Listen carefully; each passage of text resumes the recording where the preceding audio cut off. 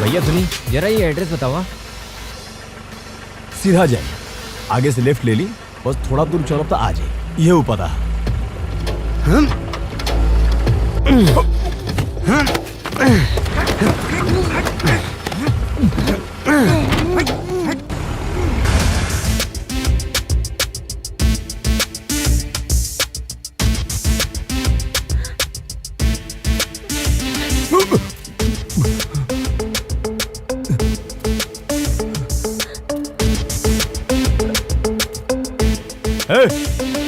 क्या वस्तु? Kidnappers. Kidnapper? ये करो किडनैप के लिए बोले कहा। ए खाना खो। हम ना खाई कहानी ना तो रसे। देख दुश्मन हमारे नाम से कहाँ पे ले। हमार नाम मेजर रणवीर सिंह। चलो बेटी, हम तोरा के घर छोड़ के चल जाए। देखा था नहीं क्या होता।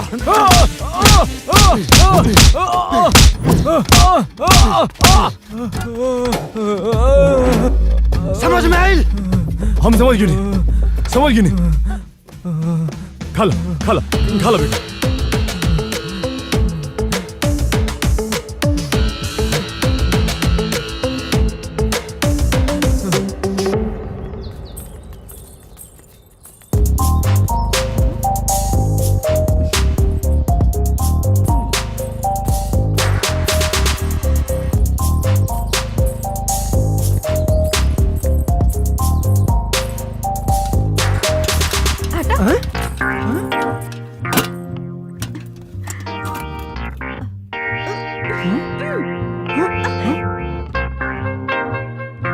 देसी मुर्गा के स्पेशल चिकन बनौले बानी, अपना हाथ से बनौले बानी।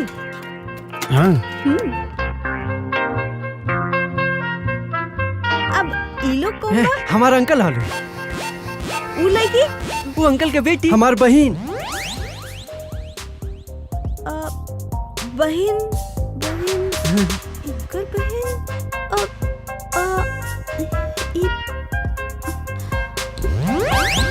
सुन, ढेर कंफ्यूज भइला के जरूरत नहीं है। वो संजय के अंकल है और वो अंकल के बेटी और ही ओकर भाई। फिर संजय के रिश्तेदार के हा?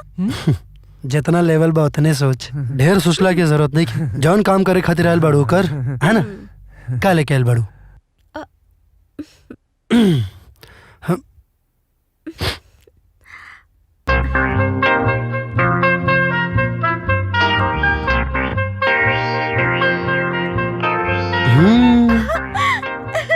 बहुत बढ़िया खाना बनौलू। मन तो करता कि तोहर अंगूरी चाट जाई।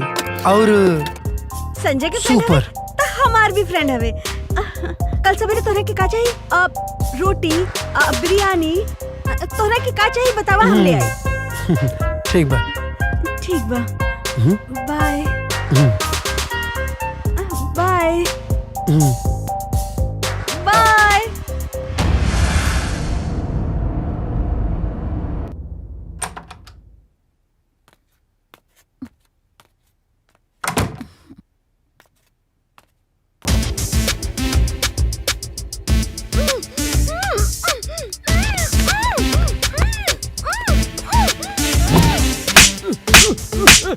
भैया भैया भैया बीच में हमरा के काहे मार दल बनी। रॉकी से चीटिंग करबे? रॉकी से चीटिंग करबे तो के काम? हमरे का पता। एक आदमी के पैसा देके दूधों के किडनैप कराओले। दो आदमी और का पेट में जौन बच्चा बा ओके कौन गिननी है? हमसे चीटिंग करबे ते? हमसे चीटिंग करियो? अरे मार डाल तोड़ लो के हम। मार डाल। का भाई? She is unconscious. मतलब अभी भी इंगरा का होश ना आयल। इंगरा के हॉस्पिटल ले जाए पड़ी। डॉक्टर के पास ले जाई तो प्रॉब्लम हो जाई भैया। ना तो डॉक्टर के हिजे बुलावो। फिर भी पकड़ल जाई भैया। रुका। अच्छा सुना, के हमारे रूम में डॉक्टर बानी।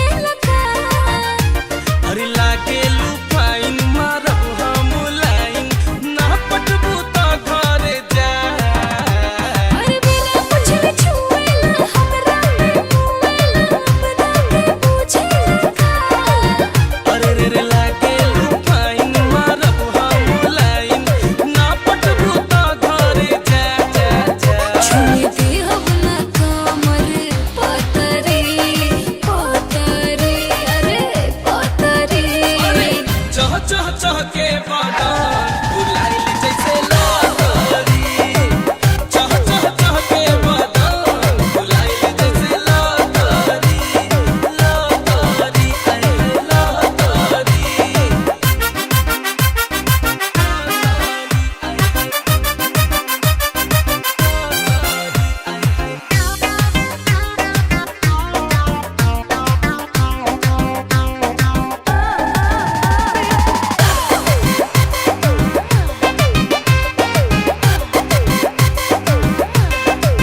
पागल रहो कितना पागल रहो बाकी तोहरा भेटाई ना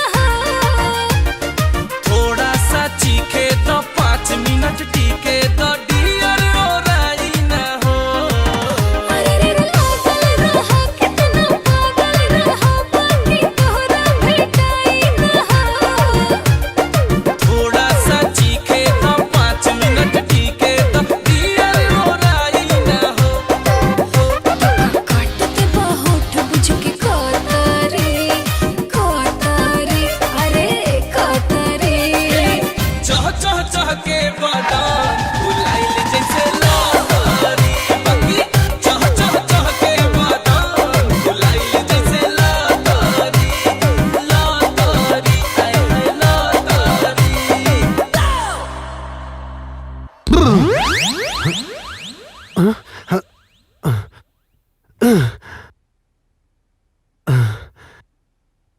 कंट्रोल रॉकी, अपने काम पे ध्यान दे।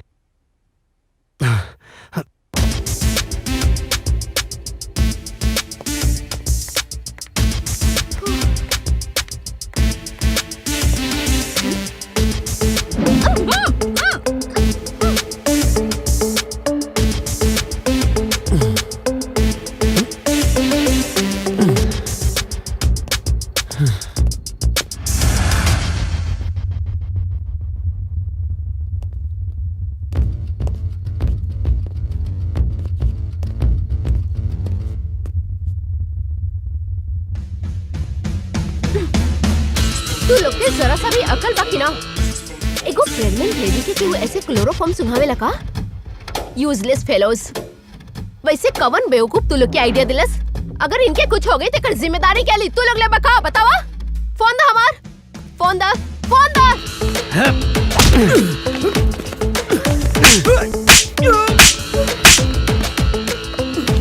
अगर इनका के कुछ भइल ना तो सब लोग के काट के रख दे।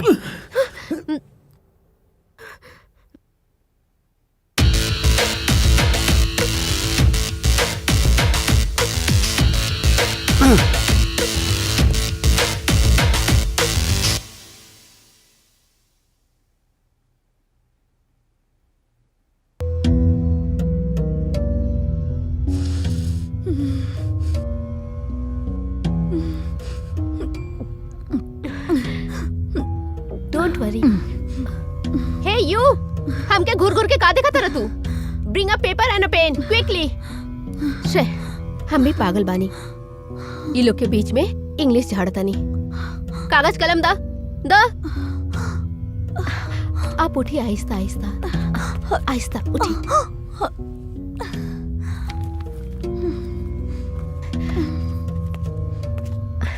आई am doctor Parvati. There is nothing to worry about. आप ठीक हो जाइए। आप 10 मिनट खातिर आंख बंद करके लेट जाइए। ठीक बा? It's okay. You need some rest. हाँ क्लोज योर आईज। पार्वती काल से अंकल के भी लो बीपी से बहुत तकलीफ हो रहल बा। हाँ बेटी, लो बीपी से बहुत दुखाता। आप लो बीपी खातिर कुछ मेडिसिन यूज करे नहीं अंकल? हाँ, लेकिन अब हमारे पास दवा नहीं है। डोंट यूज फ्रॉम टुमारो ओके? हम कुछ दवाई लिख के देता नहीं। ओके। कल से वह ले ठीक हो जाए।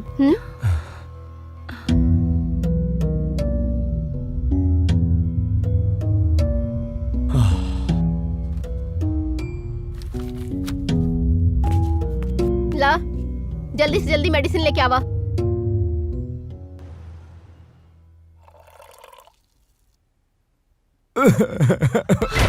हमार देखा हमारे को छोड़ दो, हमारे के मरे दो, हम जिया नहीं की चाहत ना, हम मर जाए। कुमार सर हमें छोड़ दो। ना करी सर, आई नीचे उतरी सर। हमारे को छोड़ दी, हमारे के मरे दी, हमारे के छोड़ दी। का भइल रहुआ के? और का करी मैडम, हमार पत्नी के गायब भइल 2 दिन हो गए, वो प्रेग्नेंट भी है। ता पुलिस स्टेशन जाके कंप्लेंट करेंगे चाहिए, ऐसन खुदकुशी नहीं। सर नॉर्थ जोन में गए नहीं तो वहाँ से कहले कि वेस्ट जोन में जा, बस ये खाली कहो तरिया और केस फाइल नहीं करो। हमारा लागो था कि दीपा मिसिंग की वजह हमार सिंसियरिटी हो सकेला मैडम, अगर हम मर गए नहीं तो दीपा के वो लोग छोड़ दी है। खुदकुशी राउर समस्या के समाधान नहीं है कुमार। जाफर के रोड पे जान से मार दिले मैडम, प्रहलाद के फैमिली के जला के मार डाले मैडम, कातिल आंख के सामने आजादी से घूमता रहे और कानून उन लोग के कुछ नहीं करत मैडम, खाली तमाशा देख रहा बाड़े मैडम। अब हम का करी? युद्ध राम रावण से युद्ध कैले रहे, पर काहे? कौरव और पांडव युद्ध कैले रहे केकरा खातिर? न्याय खुद नइखे जीतेला कुमार। अगर न्याय के जीते के बा तो अन्याय से लड़े के पड़ेला। रउआ के जिंदा रह के ड्यूटी करे के बा। अगर रउआ ड्यूटी पे ना आई है तो ये भ्रष्टाचार लोगन से राउर होके वाला बच्चा और ये समाज के बचाई Kumar? We all are the part of the government. हमने तनख्वाह लेवेला परिवार खातिर, लेकिन जिनकी हमार देश खातिर अन्याय से लड़े के पड़ेला। दीपा के कुछ ना हुई, ओकरा डिटेल्स हमरा के दी, हमार बेटा न्याय दिलाई।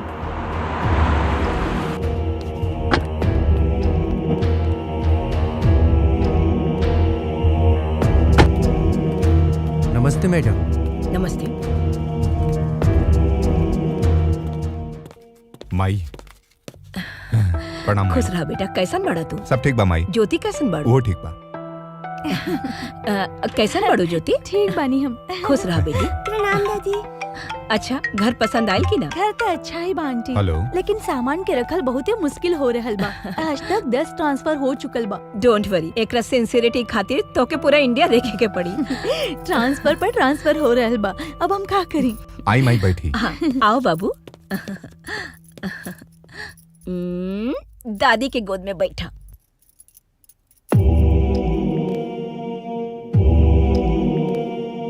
हम बतावत रही ना उहे केस के डिटेल्स।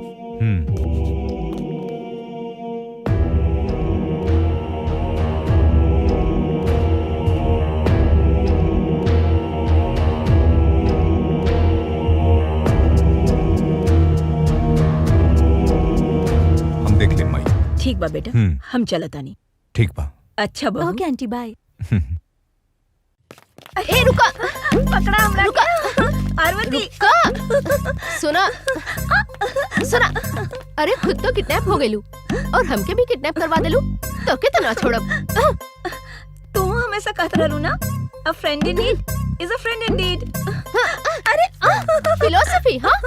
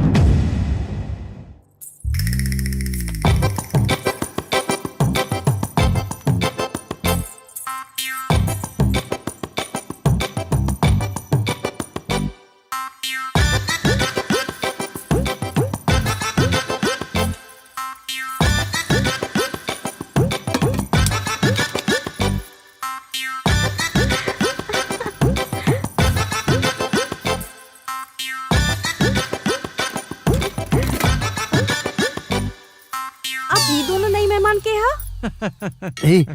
ये लड़की इनकर बहिन है। तो ऊ लड़की वो हमार बहिन है। ई हमार फ्रेंड हा।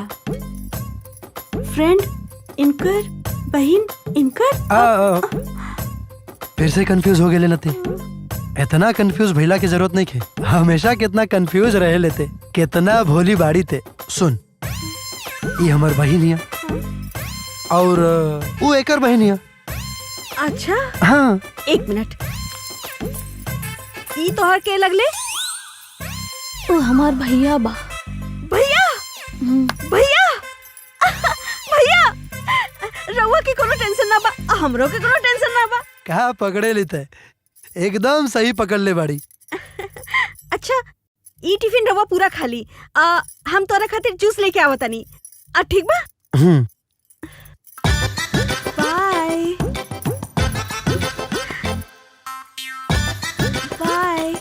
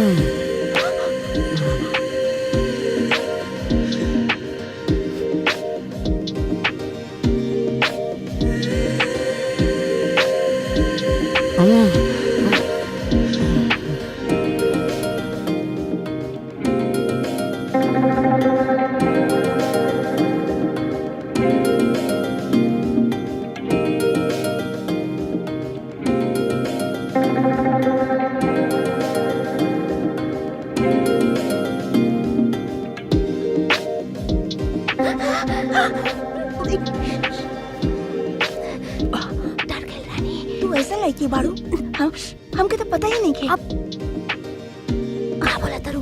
बस अभी देखत रानी, तू आके डिस्टर्ब कर देलू। तू का देखा तारू? हाँ,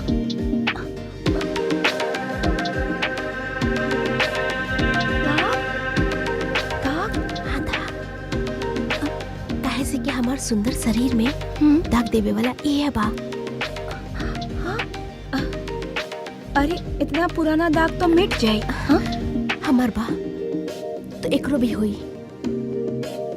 इतना आसानी से ही दाग मिटे वाला नहीं खे। हमरा याद बा उ दिन, उ मनहूस दिन। बानी राकेश,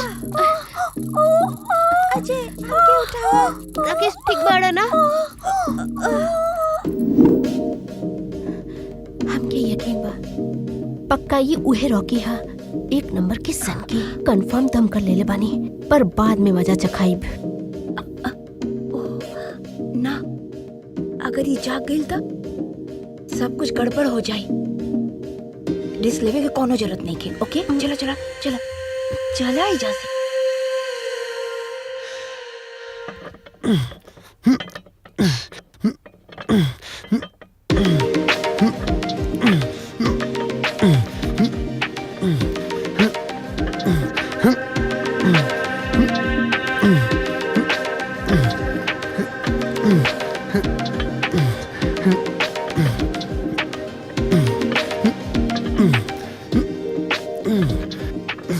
अरे कहाँ देखा था? हाँ?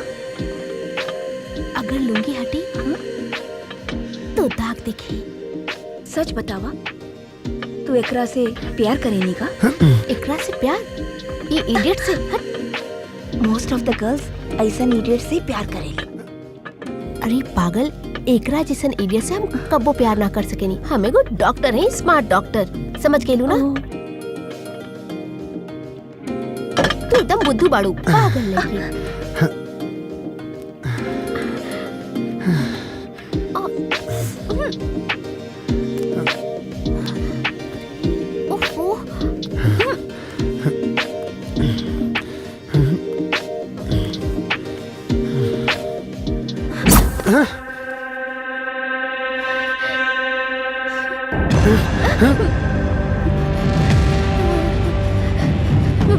बहुत ठंड लगत बजी, बहुत ला ला ला ला ला ला ला।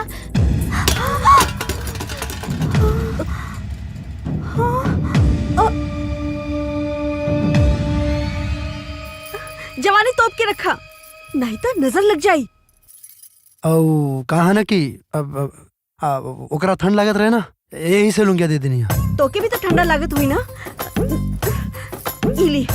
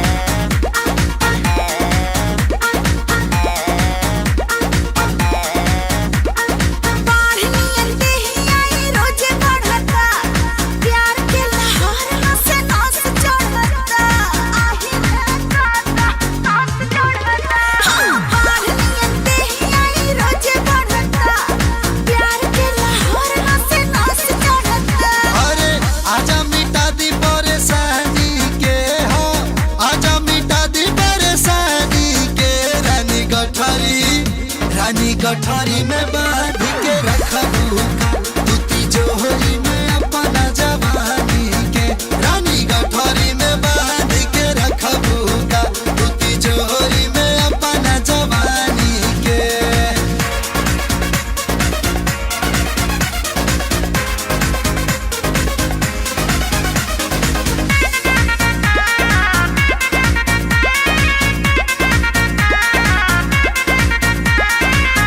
जैसे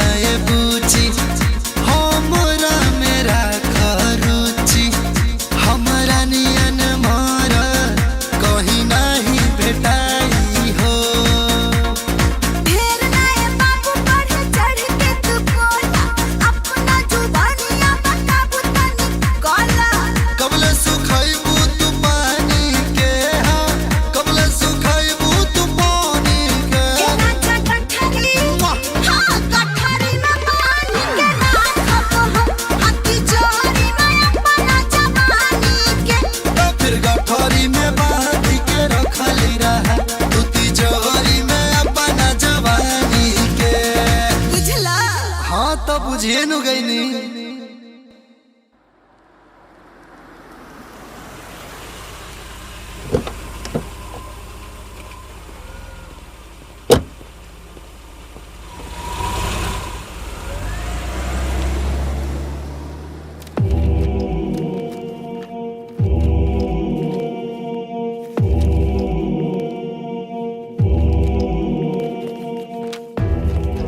हाय निर्मला।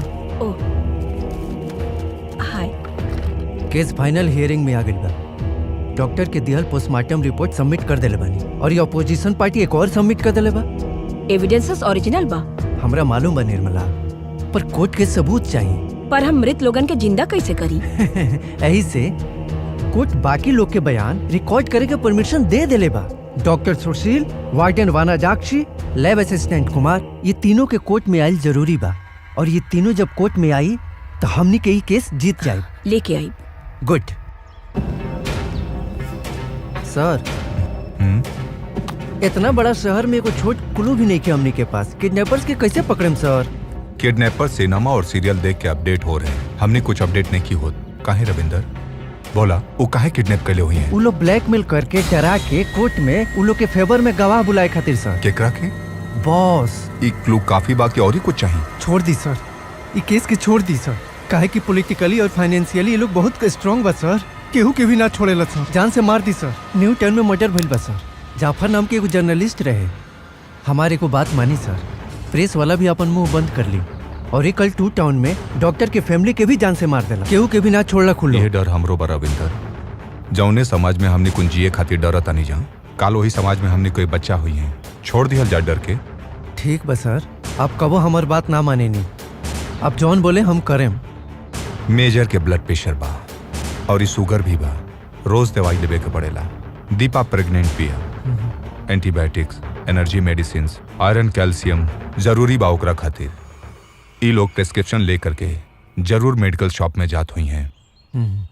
कमान, लेट्स बिगिन द इन्वेस्टिगेशन। ठीक बा सर। सर ये दुकान से शुरू करते हैं। यहाँ केहू बिना प्रिस्क्रिप्शन मेडिसिन ले ले बका? अच्छा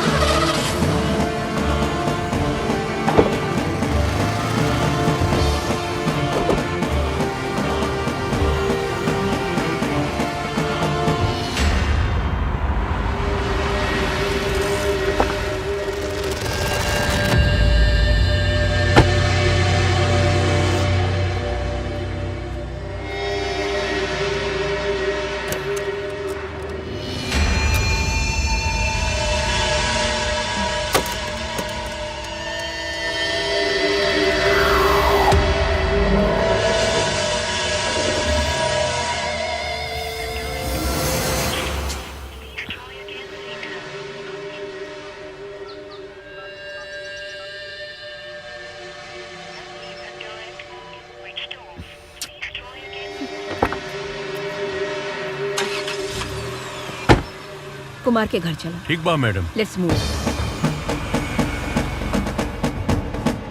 सर, हमने एक हफ्ता से पूरा शहर खोज लेनी। सिटी के सब मेडिकल शॉप कवर नहीं कर सका। अब और ही घूमे की जरूरत नहीं है रविंद्र। इन्फॉर्मेशन हमने के लगे आ जाए। कैसे सर? केमिस्ट और ड्रगिस्ट एसोसिएशन व्हाट्सएप ग्रुप में मैसेज करवा दे। अरे वाह। डायबिटिक, बीपी, प्रेगनेंसी वाला कोनो एंटीबायोटिक या एलर्जी मेडिसिन बिना प्रेस्क्रिप्शन केहू भी खरीदी तो हमने के मैसेज आई। अरे वाह, सुपर आइडिया बा सर।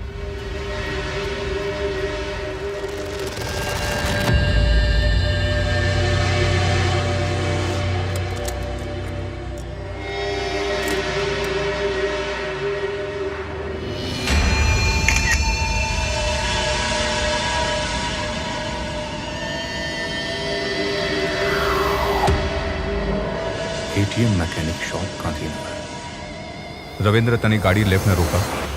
ओके सर। किडनैपर्स कहाँ बाने ये पता चल गई।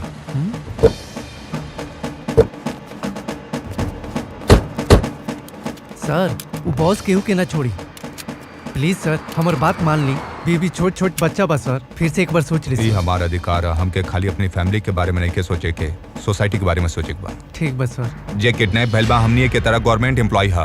वो लोग भी अपने फैमिली खातिर नहीं सोसाइटी खातिर सोचेला। हमनी के सरकार तनख्वाह लुच्चा लफंगन के सैल्यूट करे खातिर नहीं, भारत माता के सैल्यूट करे खातिर देले। चला जल्दी।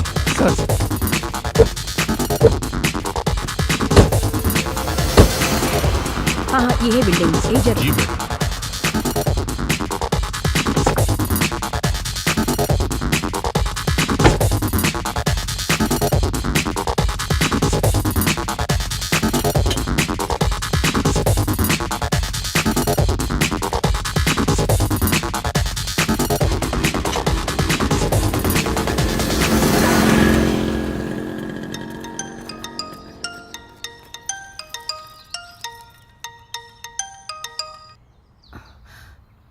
हेलो, हु इज दिस? बुड्ढा बारूद Singh, boss of the boss. Success is always my shadow. तू घर घर ढूंढ के देख ले, लेकिन तोरा के केहू ना मिली। काहे कि ऊ सगरी लोग हमरी पीछे बा, हमरी साथे बा। खुद पे तो के इतना भरोसा बा तो हमरी लगे से आके ले जाओ लोग के। बॉस कंपनी ले चला। Okay madam. Nirmala Sharma, after all a single woman. तोहलोग के परिवार बा, इतने नहीं, ओ लोग के जिम्मेदारी तोहलोग के ऊपर बा।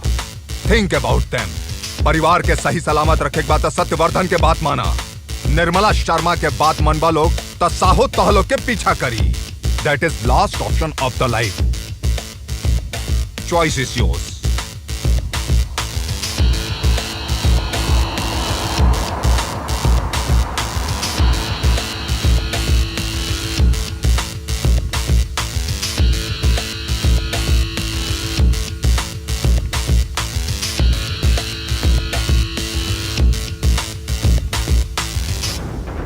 कुमार, तू लोग ठीक बड़ा ना? Welcome welcome Mrs Sharma. तोहरी आंख में डर नहीं खे, चाल में भी डर नहीं खे। What A confidence. Hats off. हम तोहर कंपनी के एम्प्लॉय नहीं खे, हम तोहरा से डरी। हम गवर्नमेंट एम्प्लॉय हैं। ये हिम्मत तहार अधिकार के चलते बा। ऐसा अधिकार के अपने जूता के नोक पे रखे नहीं हम। निर्मला शर्मा जी, जूता कभी ना चलेला, ओकरा के चलावे खातिर बॉस। ये जिंदगी में तोहनी जैसन दरिंदन से लड़े खातिर हमार पति हमरा के एगो बेटा दिहल बा। उहे हमार हिम्मत बा और हमार सेना भी। टोटल डिपार्टमेंट हमारी कंट्रोल में बा। तोहर बेटा का जस्ट एसीपी। हम अगर चाही तो अपनी कंपनी की गेट पे सिक्योरिटी बना के खड़ा कर दी। Really? Do you know who is my son? Wait, ये बा हमार बेटा। ठीक से देखो, ही इज माय सन। तहार बेटा बहुत गलत कर रहल बा। वो जौन कर रहा था बोला वहाँ पे रुक जाए, ना तो ओकर सर धड़ से अलग कर दे। तू ओकरा बारे में बिल्कुल फिक्र मत करा। दुआ बा ओकरा सर पर, ओकरा कुछो ना बिगाड़ सकेला। ए साहो, जितना आदमी चाहिए भेज दा। मिस ना होके के चाहिए। ओकर मौत के चीख यहाँ तक सुनाई देवे के चाहिए। गने सबके ओके सर। तू सब लोग भीतर जा। संजय, ये लोग के लेके भीतर जा।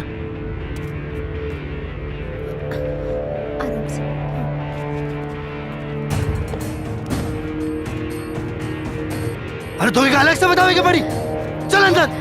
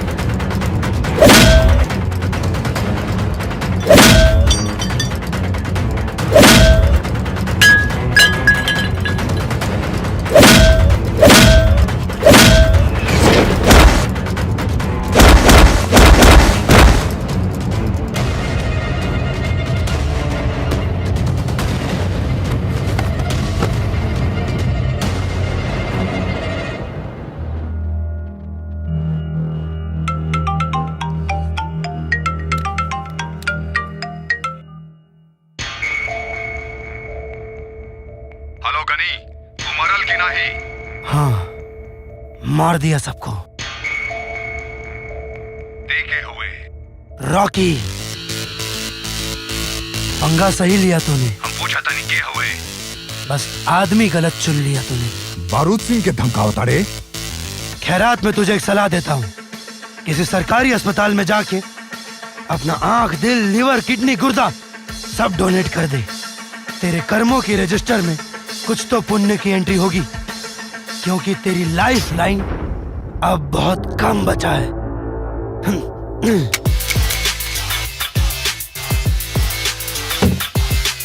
वाह, क्या मार धाड़ रहे। अरे पुष दर पुष तक याद रखी लोग, ऐसा मरे बड़ा तुम। सर उ कहानी नहीं के सुना रहल बा, फिर उ ओकरा साथे घटना सुना रहल बा। हाँ मालूम बा हमरा। रवा ओकर साथ बात करब तो अपन पूरा घटनाओं बताई, पहले रवा सुन तली। ठीक बा, तुम आवा।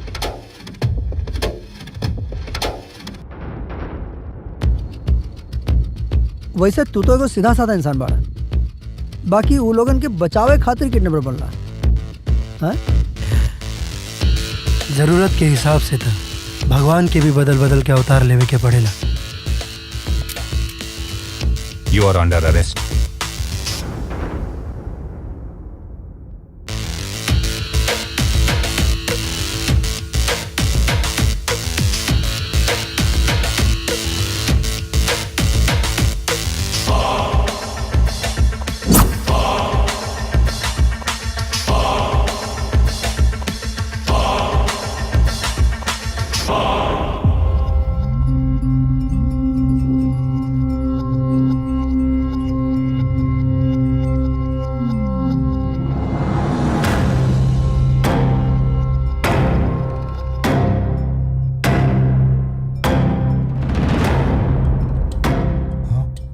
रॉकी, तू? दरवाजा खोला जा। ओके सर। आई लोगी। तू ये सब में शामिल हो गेल बाड़ा? तोरा के पकड़े खातिर हम बचपन से इंतजार करत आनी। तू जा। ओके सर। राकेश, तू लोग के याद बा तू लोग बचपन में कितना शरारती रहला, हमके कितना परेशान करत रहला।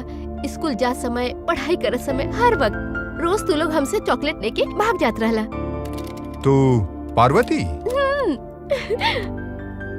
ई कबो हमरा के पुलिस ना बने देत रहे। ई हमार सपना रहे कि हम पुलिस बनी, और आज हम एसीपी बन गनी। कांग्रेचुलेशंस। Thank you. अरे इहो तोहर स्कूल के फ्रेंड है? हाँ। डरे के कोनो जरूरत नहीं खे। कोर्ट में केस खत्म होखले तक तारा के पुलिस प्रोटेक्शन हम देब। जब तू बॉस के आदमी नहीं खा, किडनैप भी नहीं के कैलस, तब तारा के जेल काहे लेके गईला? अरे शोकी खाती काहे मन लो, सवाल पूछे खाती हक रहे ना तोहार। हाँ सही कहा तारा, हमार बाबूजी भी बिल्कुल ऐसे नहीं बोलत रहलन।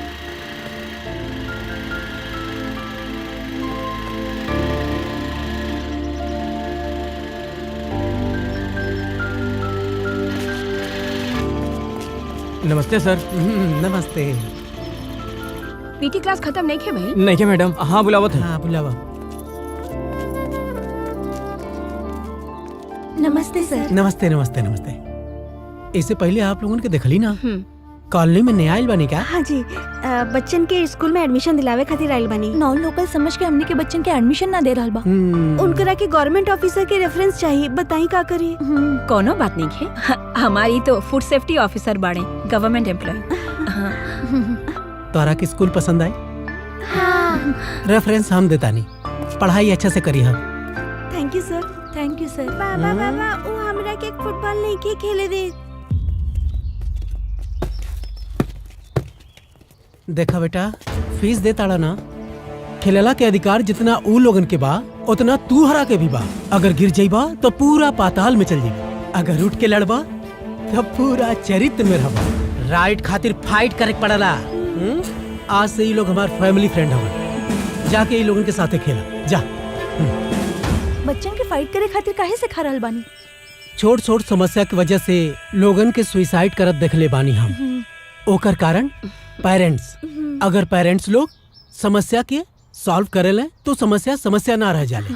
जे लड़ल जाने लाऊ अपन समस्या के खुदा सॉल्व कर लेला।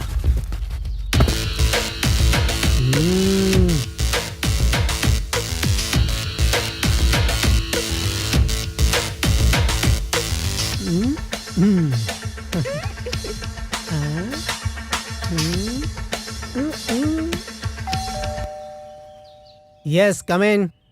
नमस्ते शर्मा जी। Let's go. हाँ नमस्कार नमस्कार, बैठी। हाँ सर, हमारा नाम धनंजय बा, अतिथि रेस्टोरेंट के ऑनर बानी हम। ई मिठाइयों पटाका रखा बाबू। ले लो। सर, आपके स्टाफ लोग हमारे रेस्टोरेंट सीज कैले बाड़े। त्योहार के समय बा, अगर आप एनओसी दे दी तो सब शुभ होखी और रउआ के भी फायदा होखी। त्योहार के मतलब सच्चाई के खरीदल ना, बुराई के जीतल है। धनुंजय जी, आपके भरोसा पर पब्लिक आपके रेस्टोरेंट आ रहल बिया। आप लोग गंदा जगह पे खाना बना के उनके खियावल जाई त खैला के बाद उनके तबीयत के का हुई? हमरे रूल्स के वैल्यू ना दी कोनो बात ना। 25 साल पहले अतिथि देवो भव नाम के रेस्टोरेंट आपके पिताजी शुरू कैले रहले। उनके तो इज्जत देई, ई पैसा से रेनोवेट कराई। एनओसी हम देते तानी, हम अपना फैमिली के साथ रेस्टोरेंट आके खूब खाए। थैंक यू सर, हम चला तानी। अंकल, क्रैकर्स के पैसा लेला।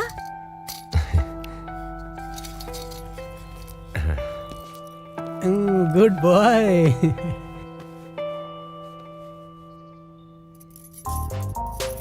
बाबा बाबा, रावण की 10 सर काहे होला? देखा बेटा, क्रोधम, कामम, लोभम, मोहम, अहंकारम, ईर्ष्या, जलन, द्वेषम, आलसीपन लापरवाही के चिन्ह। बाबा बाबा, 10 सर के रावण के राम भगवान कैसे मरले? हमरा के समझावा ना, हमरा के नहीं के मालूम। गुड मॉर्निंग बाबा। हे चिंटू, तैयार हो गए स्कूल जाए खातिर? अब स्कूल चलल जाए। ठीक है, स्कूल चलल जाए। ये रउआ सामने भोला बनत, हमार बात तो कब्बो ना सुनेला। हमरे जिंदगी में बेस्ट फ्रेंड, बेस्ट टीचर तहर माई है। माई के हर बात हमरा के सफलता की ओर लेके जाला। जब तक माई है तब तक हमनी बानी, जब तक हमनी बानी तब तक तू बाड़ा। यही खातिर हमके बहुत चाहे वाली माई के अच्छे से देखभाल करे के चाहिए। प्रॉमिस? प्रॉमिस। माई मंदिर हो खेले तो पिता अपना कंधा पे बिठा के दुनिया दिखावे वाला स्कूल। पिता के मेहनत कबो न लोकेला। हम अपना बाबूजी के बहुत प्यार करीले। वो हमरा खातिर इंस्पिरेशन बाड़े। हमके आज भी याद बा दिन रोज हमारे बाबूजी हमरा के स्कूल छोड़े जात रहलन, लेकिन वो दिन स्कूल से वापस लेवे खातिर ना अइलन।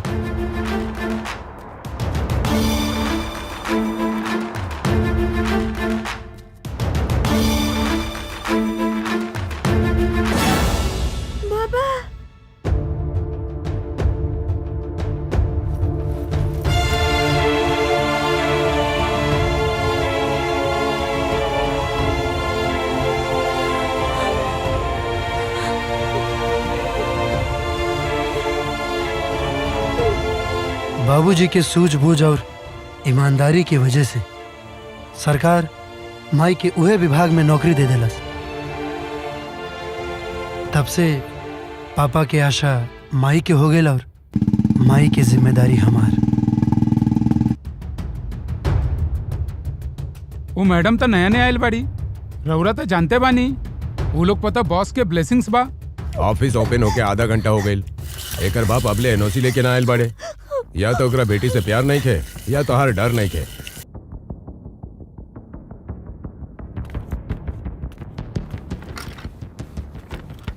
What happened? परसों नियंत्रण ऑर्डर दहले रहनी, कल फैक्ट्री बंद कर ले रहनी, आज हमारी बिटिया मोहिनी के किडनैप कई के आइस फैक्ट्री में बंदी बना के रखनी है। एनओसी देवे के बाद ही वो लोग नहीं छोड़ब। हमारी बेटी के भगवान बचावल। हे भगवान, अब हम का करी? जरूरी नहीं है कि मदद करे खातिर भगवान के आवे के पड़ी। फाइल हमरा के दी।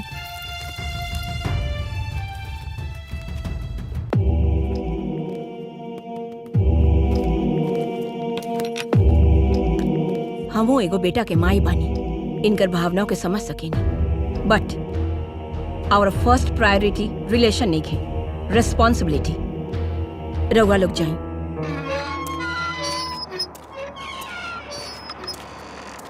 सेठ जी हमार बात मानी, भेको भाई के डरावला से कोनो ऑफिसर के डरे के चाहिए। एनओसी जरूर है, डोंट वरी। डीसीएम के तैयारी कर, माल भेजे के बाद। ए का बोलबे तू? हाँ ऑफिसर, लगो तो एनओसी लेके आइल बड़े।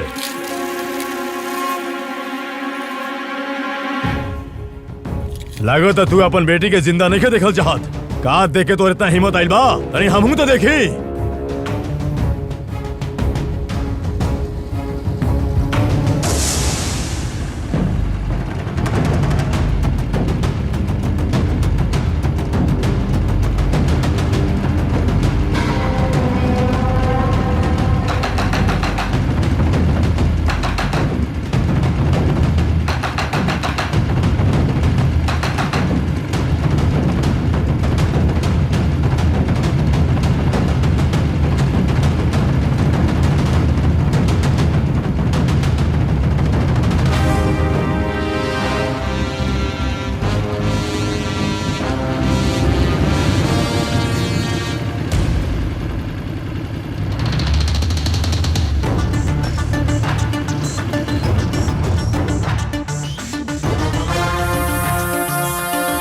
उदला पहाड़ निकलल जुआ कार्य जयदेव तो एकरा देखे तना उछलता।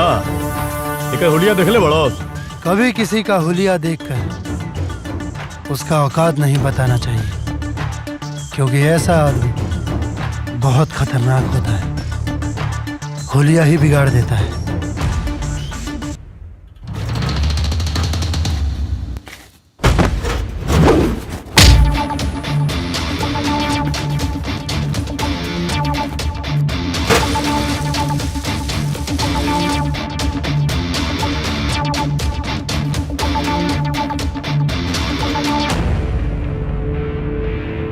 बस 5 मिनट आपके बेटी के साथ ही लेके चलें जी।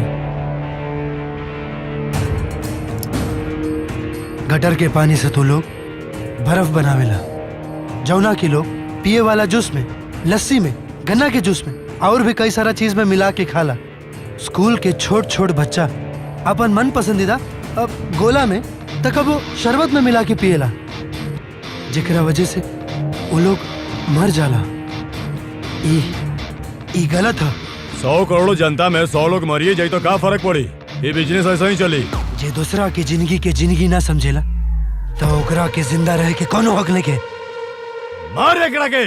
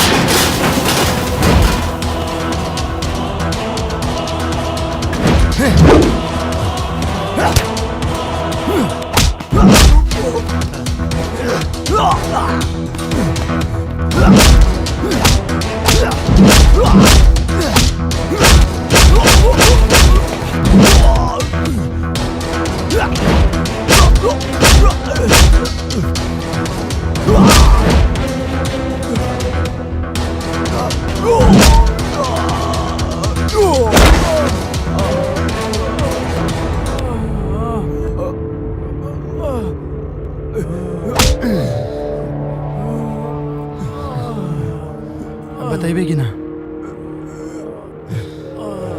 लेके कहाँ भी बताइए कि ओ भैया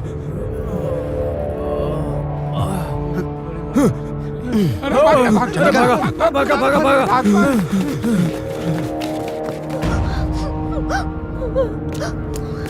हाँ हमारी बात हो गई। ए, कहाँ से तू अंदर आ गए ले? चल निकल, यही जा आवे के हिम्मत कैसे कर ले रे? पगला गए का?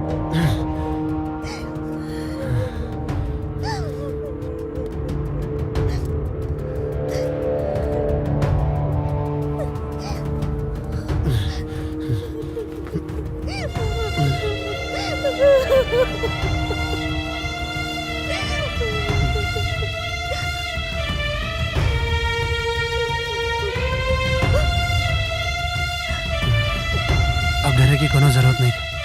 चलो।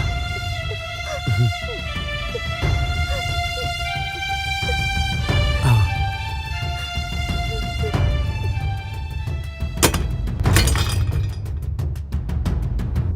ये है पेपर्स बाना। ओके मैडम ई रहुआ से मिले आई बानी। नमस्ते मैडम, हमार नाम जाफर बा, हम जर्नलिस्ट हैं। हम मीडिया से बात ना करो। ना न्यूज खातिर ना आयल बानी मैडम। लिखलहू पर कोनो फायदा ना बा। हम तो बॉस के कंपनी के बारे में बतावे आयल बानी यहाँ पर।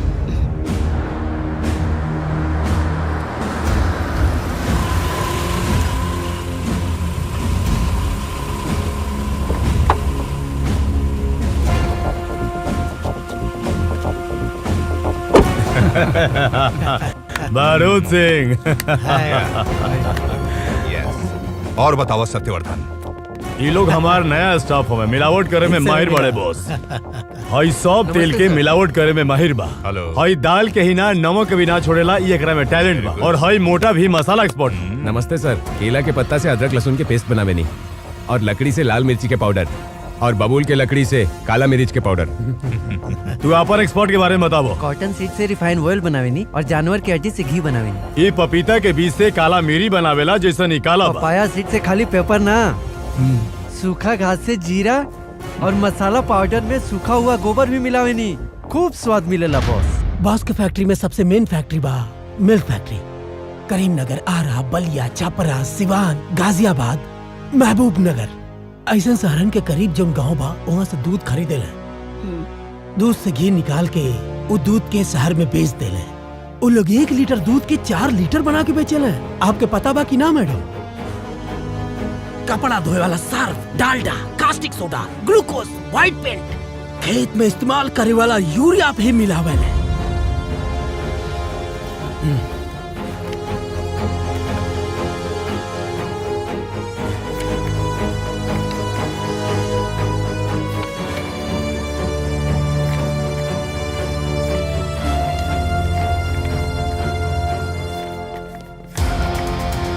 कुमार, टीम के तैयार करो। ओके मैडम। मोहिनी ठीक बाड़ू ना? हाँ, रवा कृपा से हमारी बेटी सही सलामत हमनी के घर पहुंच गई नी मैडम। रवा के बिटवा मामूली आदमी ना, वो हमार खातिर भगवान है।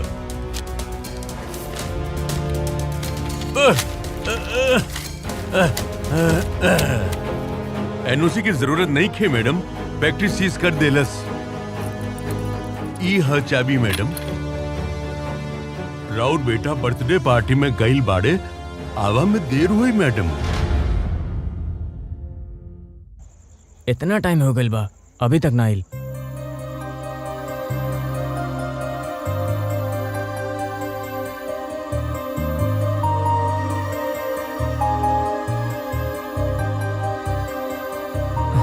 हाय।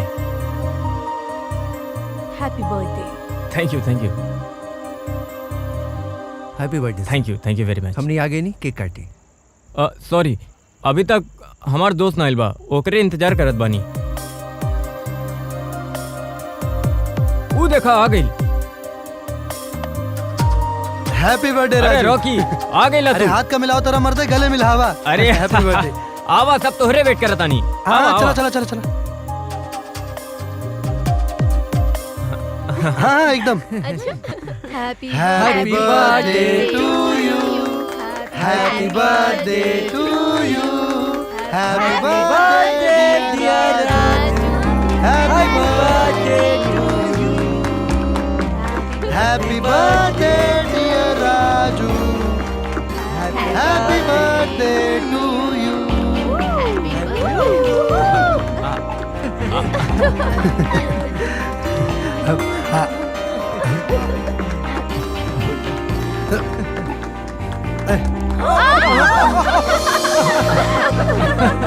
भाई हैप्पी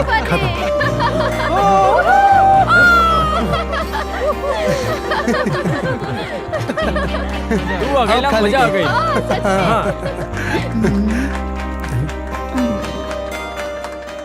केक बहुत ही मस्त बा। ए हेने आवा।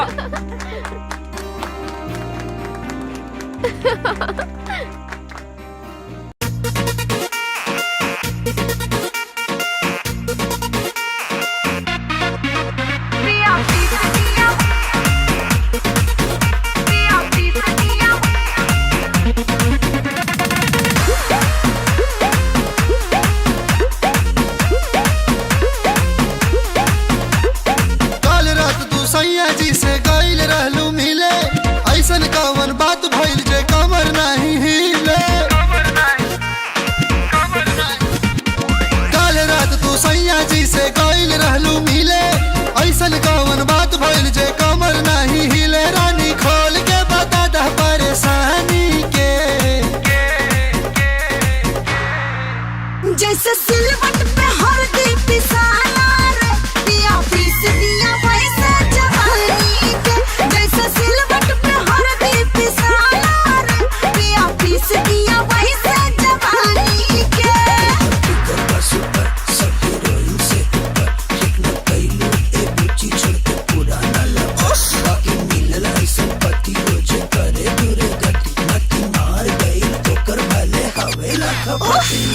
आपन बलम के फेरा में पड़ के कैसे तू रानी फंस गईलू हो, जे आपन जवानी न सवैलू हो। नजरिया धीरे धीरे, फिर सर्कल सड़िया धीरे धीरे, धागे पतली कमरिया धीरे धीरे, खूब लुटल लहरिया धीरे धीरे। अब भूल जा कटल सब चाली के।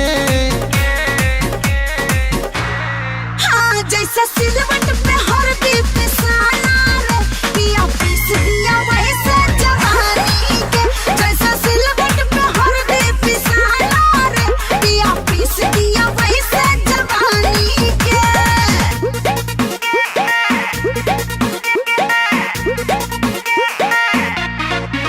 पिया पीस दिया, पिया पीस दिया।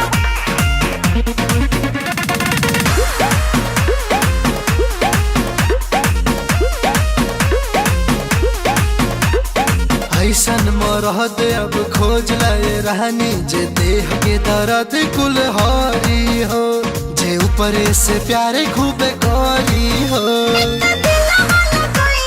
डरे डरे तुझे मिला मुझे कोई नहीं, डरे डरे तुझे रतिया भी कोई नहीं, डरे डरे भाई सब कुछ बाती, डरे डरे। लगे लिखे बड़ी तोहर कहानी के। जैसे सिलवट पे हल्दी पिसाला रे, पिया पीस दिया वैसे जवानी के। जैसे सिलवट पे हल्दी पिसाला रे, पिया पीस दिया वैसे जवानी के। Call me.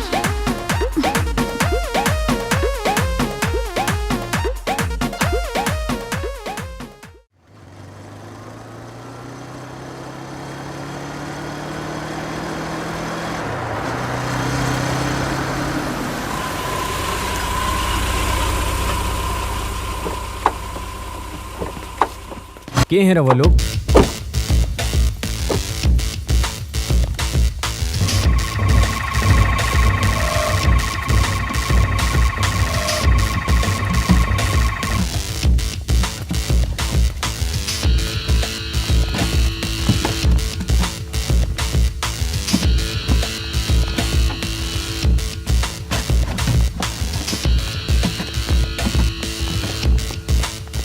रुका रुका रुका रुका, आउटर्स नॉट अलाउड। मैडम के नहीं जाना, food safety officer. Kumar introduction जरूरत नहीं है, lettuce do it. Okay madam.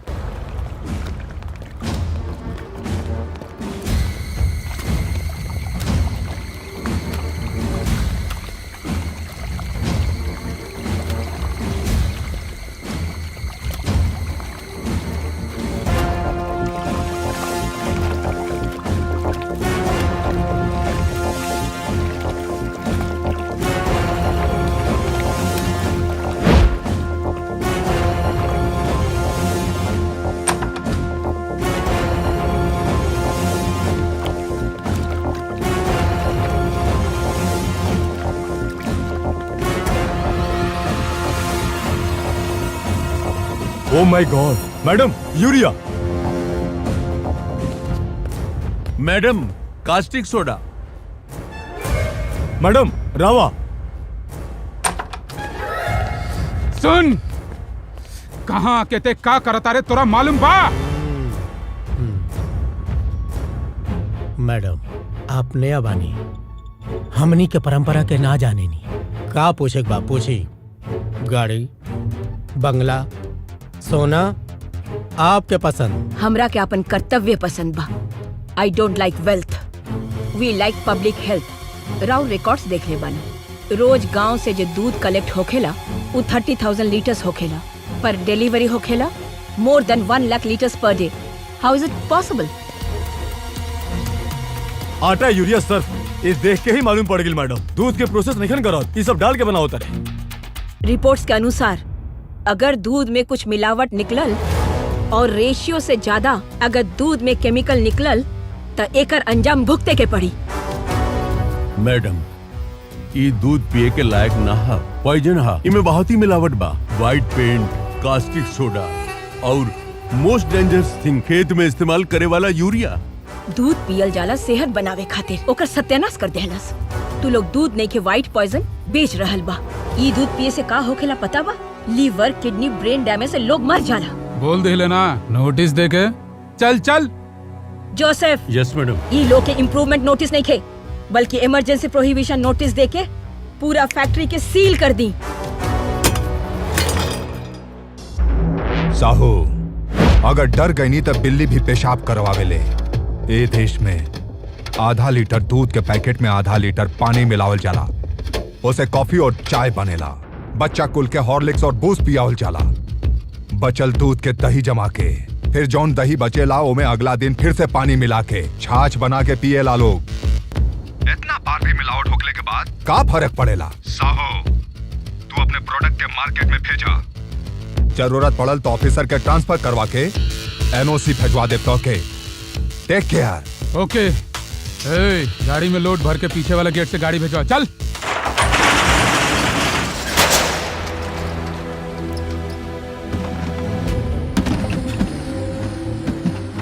ए चल रे, चल चल चल चल चल। ए जल्दी बढ़ाओ, बंद।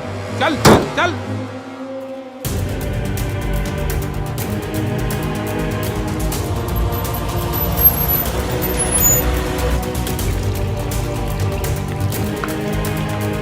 एक बूंद पानी नहीं के मिलल। ठीक से गरम कैले बाड़ा ना? हाँ कैले बानी। ब्रेकफास्ट करे के बाद सब लाइन में आव।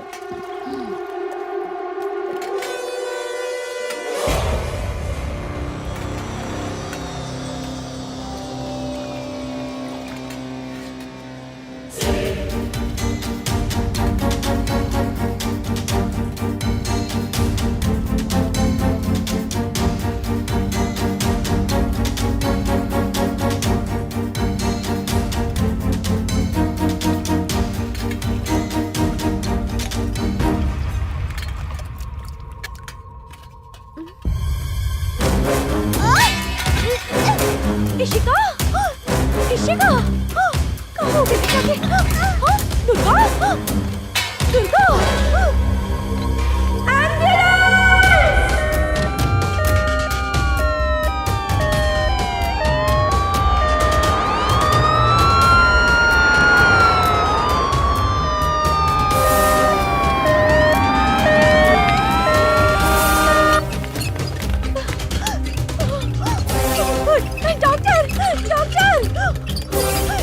जल्दी आइए।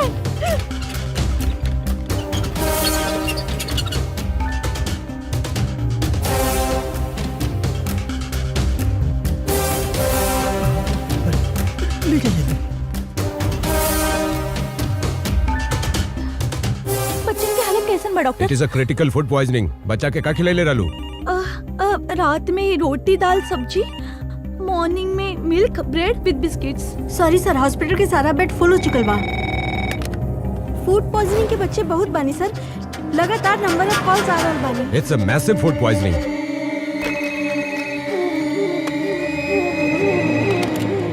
Hello hello sir. I am doctor Sushil. Serious situation sir. Food poisoning, बच्चा लोग मारल जा रहल बाड़े sir. It's non medico legal deaths. Sir आप बॉडी के पोस्टमार्टम करके रिपोर्ट हमनी के भेज दी, बाकी बच्चा के हमनी बचा सके नहीं सर। आप ऑफिशियली लेटर ड्राफ्ट करके मेल करी, ओकरा बाद बॉडी के भेजी। I will look quick. Thank you sir. It's okay.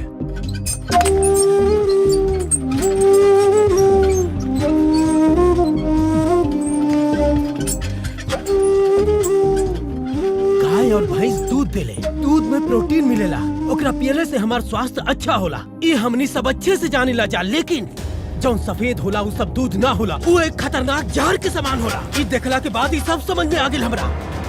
What the rubbish? 100 साल के हमनी के भविष्य एक गिलास दूध की वजह से खत्म हो गई। 23 बच्चन के जान एक जहरीला दूध से खत्म हो गई।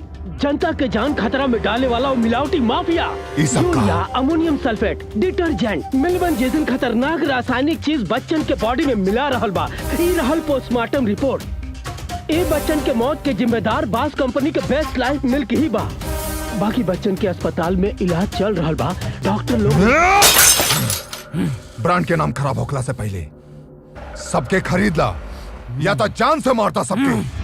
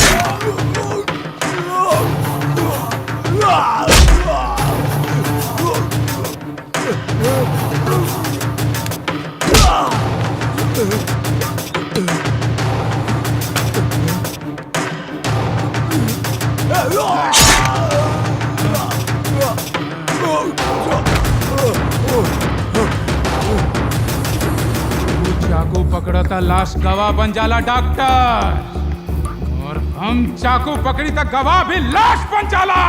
समझ में आयल कि ना? तो लाश भी गवाह के काम ना आई, सड़ सड़ के माटी में मिल जाई। आदमी तू होकर खेल होकर बाकी खेल गेला तू। वाह, माइंड ब्लोइंग। वैसे एकरा बात का भइल? कबो कबो चालाक से भी चालाक आदमी के रास्ता ना दिखाई देला, लेकिन जे ठान लेला ओकरा खातिर कुछ मुश्किल नहीं के। मतलब कुछ समझ में ना आयल। अरे हमें ना समझे वाला कौन बात बा सर? बैठे। परिवार के सदस्य के किडनैप करा के गवाह के अपना बना के बॉस के झटका देले। अरे बॉस भी इनके कौन कौन झटका देले हुई है ना। कितना फिल्म में ऐसी कहानी देखले बानी, बताई यह बात बना है? आगे बताइए, आगे कहा? अरे चौबे जी यार, अब हो गई ना, कितना पूछताछ कीजिएगा जी। वैसे अब परिवार के बचाव में तो तू सफल हो गया, लेकिन का तुहार माई गवाह के बचाव में सफल भैली? हमके और हमर माई के उहे दिन समझ में आयल की भूखा जानवर से ज्यादा खतरनाक लालची इंसान होला। कोर्ट के सॉल्व होखले से पहले ध्यान रखिया, एमे से केहू भी बाहर ना जाए के चाहिए। अजय देखा, तोरा लगे प्रशासन बा, पावर बा। अगर तू चाह लेबा तो फिर माई और उ लोग के पता लगा सकेला कि उ लोग कहाँ बाड़े। उ लोग कहाँ बा ई पता नहीं के, लेकिन वो लोग के छिपावल बा। कोनो एगो पकड़ाला तो 5 मिनट में छूट जाला। माई के बचावे और बॉस से मुकाबला करे का दम डिपार्टमेंट में नहीं खे। जमीन पर कदम रखला पर उड़े वाला धूल से पूछा कि कितना दम बा हमरा पैर में। माई के बचावे खातिर खाली बॉस तक बल्कि पूरा ब्रह्मांड के खिलाफ जा सके नहीं। बाकी तू एगो हमर काम करा, ये नंबर के ट्रेस करके बताओ कि लोकेशन कहाँ बा।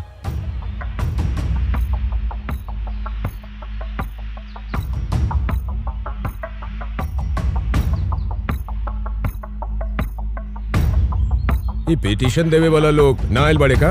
योर ऑनर, पिटीशन करे वाला लोग और गवाह देवे वाला लोग नहीं खे आई। योर ऑनर, हमरा ख्याल से वो लोग रास्ता में हुई। कृपा करके 5 मिनट के समय। 5 मिनट ना 5 दिन दी, फिर भी वो लोग ना आई हैं। They are corrupted. ये स्टेटमेंट के आप देखिए।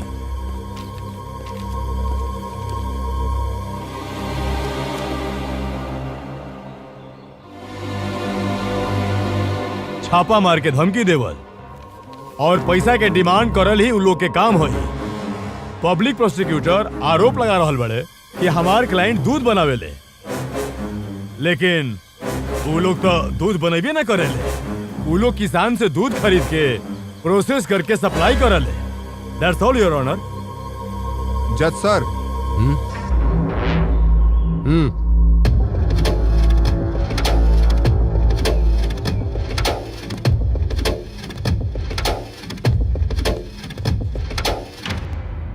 लाखों किसानन के काम और हजारों बेरोजगारन के रोजगार देले बाई कंपनी सरकार के टैक्स भर के बॉस ग्रुप आज दुनिया के नंबर 1 एंटरप्राइजेस बनल बा। जज साहब, सील भइल फैक्ट्री अगर दोबारा चालू ना भइल तब भूख से मर रहल बेरोजगार अपने परिवार के खर्चा ना चला पाई है और खुदकुशी कर ली है। वो लोग खुदकुशी नहीं के खेले बाड़े, बल्कि तोहरा लोग के तैयार किया गया सामान में मिलावट बा, जौना के खैला के बाद वो लोग के तबीयत बिगड़ल जाता। वो लोग मर रहल बाड़े। Who are you? जौन कुछ भी बोले के बा कटघरा में आके बोला।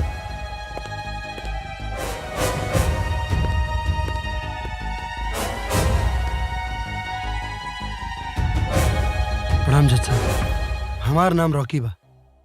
निर्मला शर्मा हमार माई बाड़ी।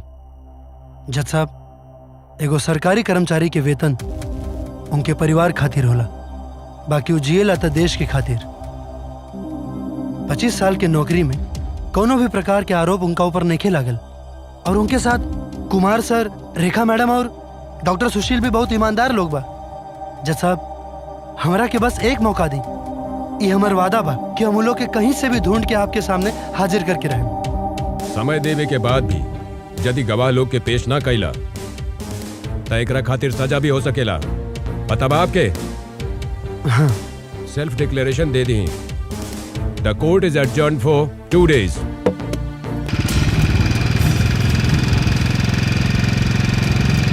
राजू, ये नंबर ट्रेस करा था।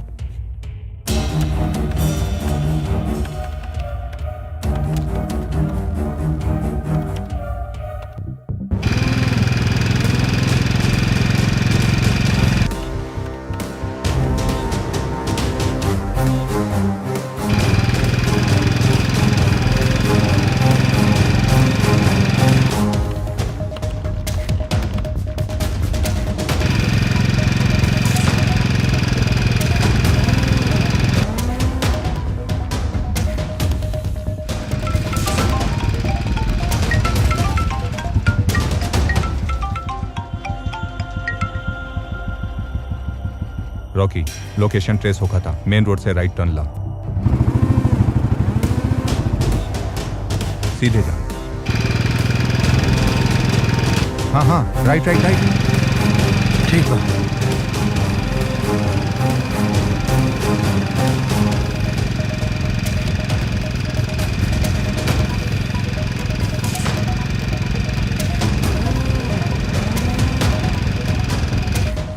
Turn turn turn. और कितना दूर बा? Left left left, immediate left. हाँ हाँ, यू टर्न ला, यू टर्न ला।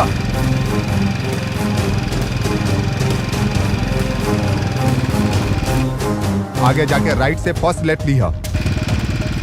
टर्न टर्न, नजदीक बा नजदीक बा, just 100 metre fast. Location left side में बा।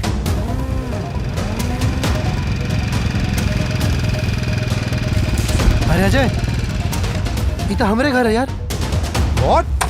माई माई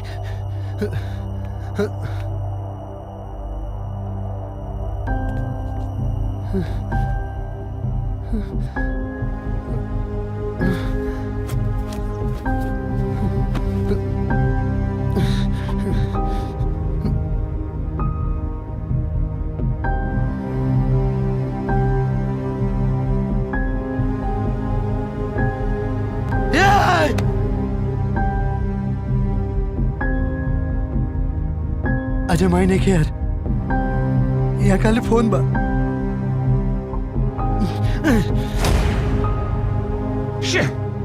कहाँ लेके गई हुई है सन?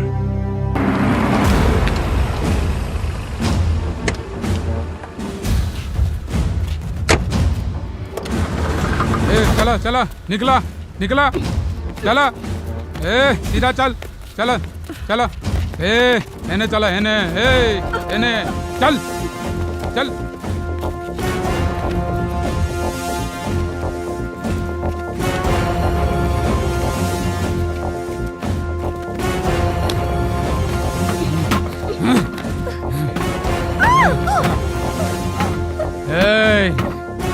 सब हमार मेहमान हुए सब, ठीक से सुना, अगर एक कदम भी बाहर रखलस तक काट दिया सब।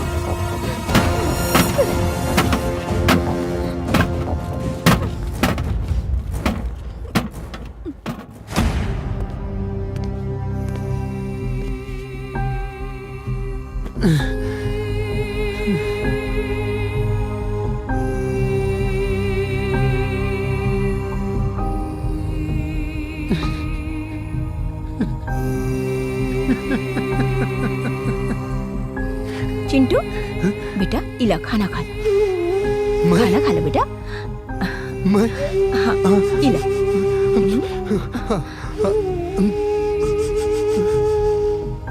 माई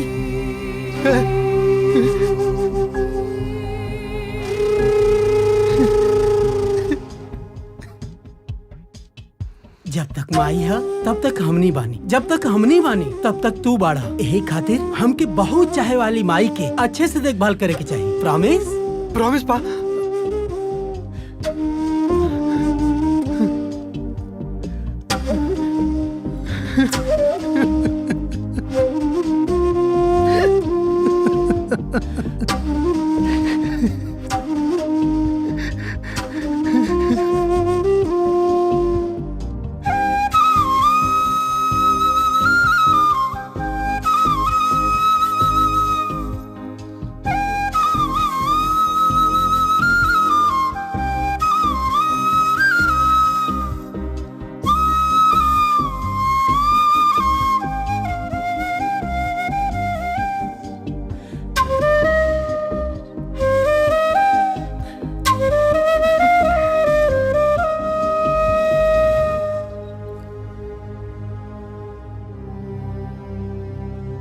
रॉकी,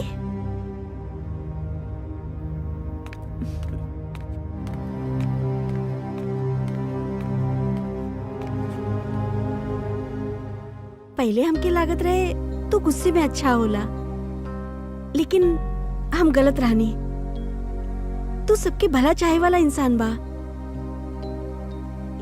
संजय बतौला तब हमके पता भइल भगवान भले नहीं के दिखाई देला, लेकिन रास्ता जरूर दिखा देला। डरा मत।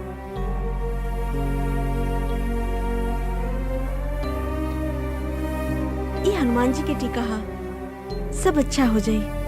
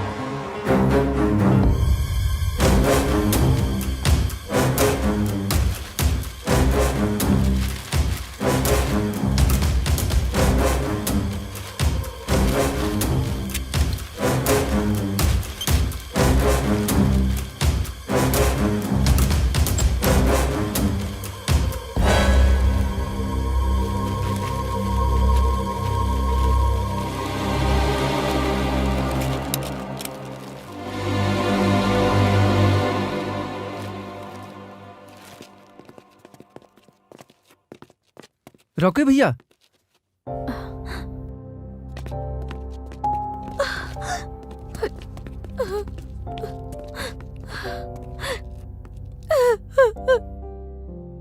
पाँच दिन से वो घर लौट के वापस ना आइल बाड़े। फोन करत बानी तो फोन स्विच ऑफ आ रहल बा। प्यार कई के शादी कइले बानी, हमार एक दूसरे के अलावा और केहू नहीं के। बहुत डर लग रहा बा हमके। जब प्यार भइल रहे तब भी हमके कहले रहल कि वो हमार बहुत ख्याल रखी, लेकिन अब उनकरा के बिना कैसे जियब हम। हमके नहीं खींचिए कि अब हम का करें। 10 दिन में हमार डिलीवरी होके वाला बा। सब कहत बाने कि मौत से पंगा लेहल ठीक ना होखी। अब हमार होके वाला बच्चा के हम का कहीं कि ओकर बाप कहाँ बा। तू हमके बहन कहले बाड़ा ना, हमार सर पे हाथ रख के कसम खा के कहो वो जिंदा बाड़े की ना। बोला भैया, वो जिंदा बाड़े की ना बा। बोला, बतावा हमके भैया।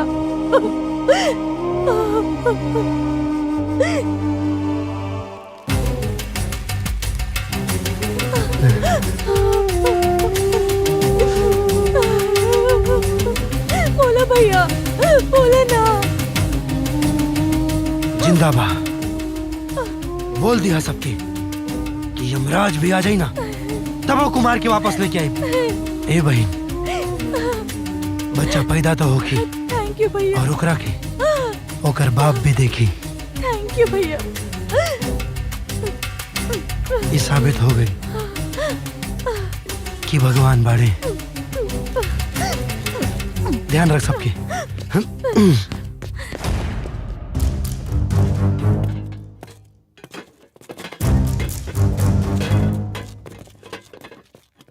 सिंह साहब, ये हमारा डीलर पूछा था ना कि हमने कोर्ट में केस जीतल जाए कि ना। का कहता नहीं। बॉस नेवर बेंड। वो लोग ऐसा 100 केस भी कर लेता, कबो ना जीत सके ने। ओ लोग के सीधा कब्रिस्तान जाए के बा। बॉस से पंगा लेबे वाला आज तक जिंदा नहीं खे बचल।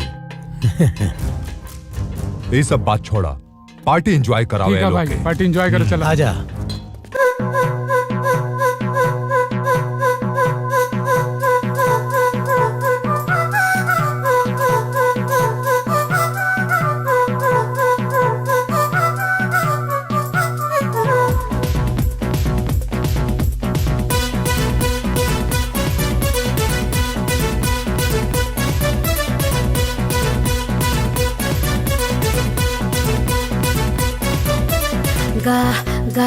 गदरल जवानी ऊपर चकाचक बदन गोरा गोरा ना ना ऐसे न देखा ए बाका छोरा डाला न डोरा गा गा गदरल जवानी ऊपर चकाचक बदन गोरा गोरा डोरा डल्ला से कुछ नहीं मिलेला ई जवानी त कोरा में खिलेला कोरा उठैला से दूधेल मिलेला ए राजा मजा लेला ला ला ला अब हिले बानी हम कुंवारी दबड़ी दिबड़ी दबड़ी दिबड़ी दबड़ी दिबड़ी दबड़ी दिबड़ी पानी 56 छुरी हम कटारी दबड़ी दिबड़ी दबड़ी दिबड़ी दबड़ी दिबड़ी दबड़ी दिबड़ी कच्चे से काटेला कच्ची सुपारी दबड़ी दिबड़ी दबड़ी दिबड़ी दबड़ी दिबड़ी दबड़ी दिबड़ी हाँ।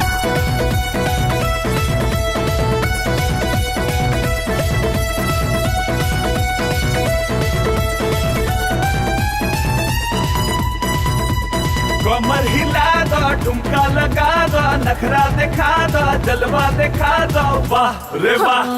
लाखों दीवाना लागल पीछे अखियां दबा के दुपट्टा खींचे केहू त चाहे मिलल गले ऐसन बजलवा रे पगले अंग अंग में नशा चढ़ल बा 440 के पारा बढ़ल बा हमने जैसन पैबाना बाबू छुबा तो रख नहीं पैबा तू काबू दिल जिगर जान सब तोह पे लुटाइब रात दिन तो हर से जरिया सजाइब जब तक चाहिए संग मोरे रही माना न कर कबो ना ना ना ना अब हिले बानी हम कुंवारी दबड़ी दिबड़ी दबड़ी दिबड़ी दबड़ी दिबड़ी दबड़ी दिबड़ी पानी 56 छुरी हम कटारी दबड़ी दिबड़ी दबड़ी दिबड़ी दबड़ी दिबड़ी दबड़ी दिबड़ी कच्चे से काटेला कच्ची सुपारी दबड़ी दिबड़ी दबड़ी दिबड़ी दबड़ी दिबड़ी दबड़ी दिबड़ी हाँ।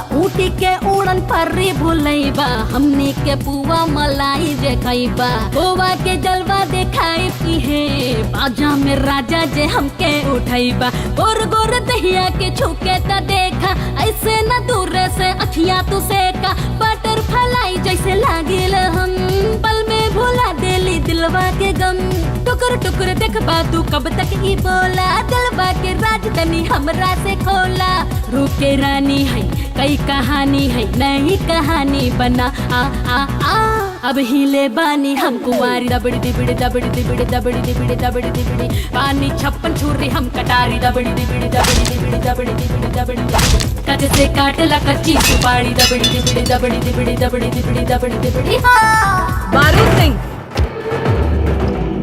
तू कहले रहल ना कि हमार बेटा ना आई ई देखा आ गई हम ई केस ईमानदारी से जीते के चाहता रहे लेकिन तू केहू के जान लेके ई समस्या का हल निकालल चाहता रहे सिर्फ आधा घंटा चाहिए हमरा बेटा के कोर्ट में फैसला करे के बा या एहिजा मैदान में ये फैसला तोहके करे के पड़ी चॉइस इज योर्स बोला ए सुन तोरे बाबूजी के एक्सीडेंट ना भइल रहे तोरी तरह वो हमरी रास्ता के रोड़ा बनत रहे यही से ओकरा के उड़वा देनी हम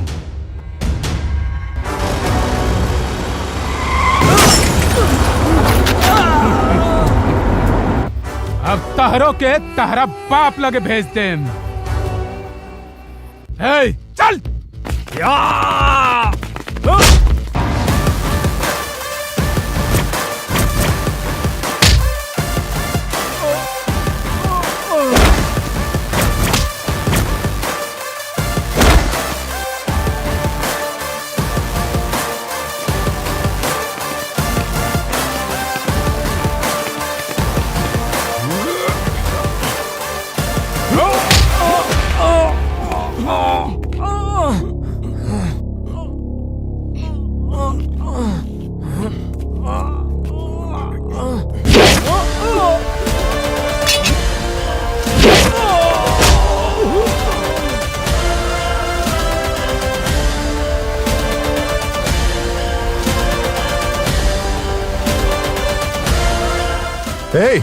एमे से केहू कोर्ट तक ना पहुंचे के चाहिए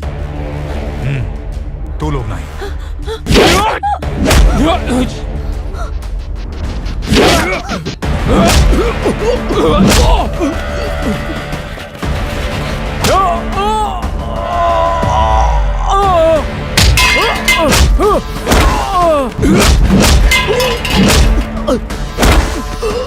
चल भाई जल्दी आओ लोग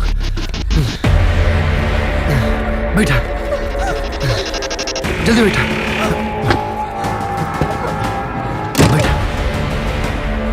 बेटा जल्दी आ जाइए जाइए निकाली गाड़ी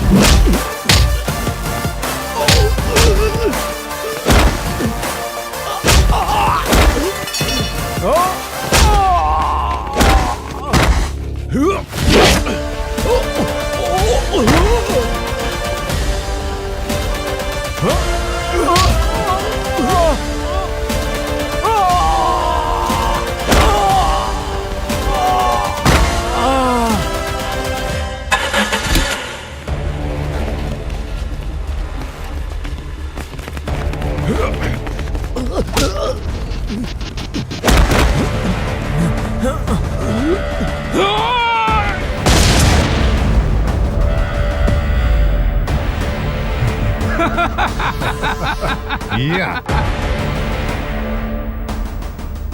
What is this, Mr. Mathur?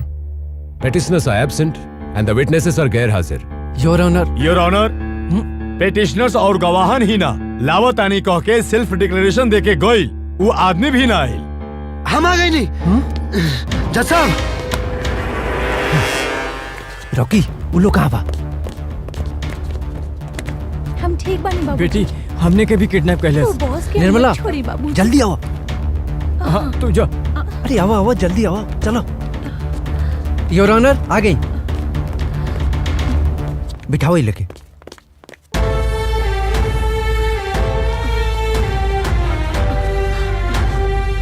आप जिम्मेदार सरकारी अधिकारी बानी, कोर्ट में घुसे के ये तरीका बा आपके? जज साहब,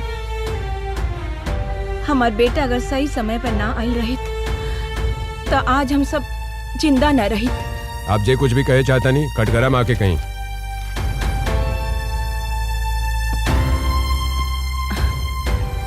योर ऑनर,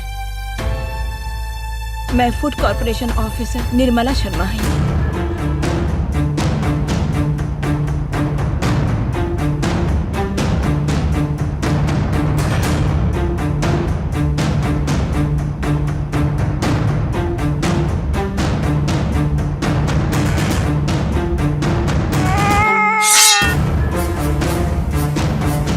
नमस्कार जज साहब, हमारा नाम प्रवीण कुमार है।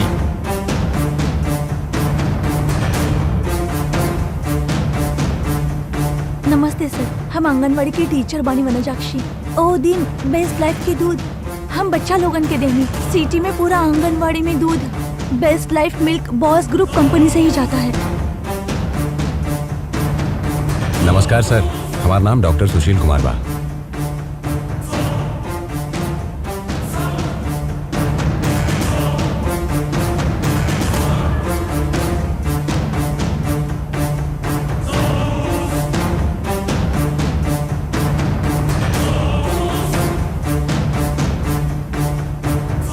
आपके क्लाइंट्स लोग कहाँ बने? योर ऑनर, और वो लोग आई हैं भी ना। जॉन कुछ भी बोले के बा कटघरा में आके बोला।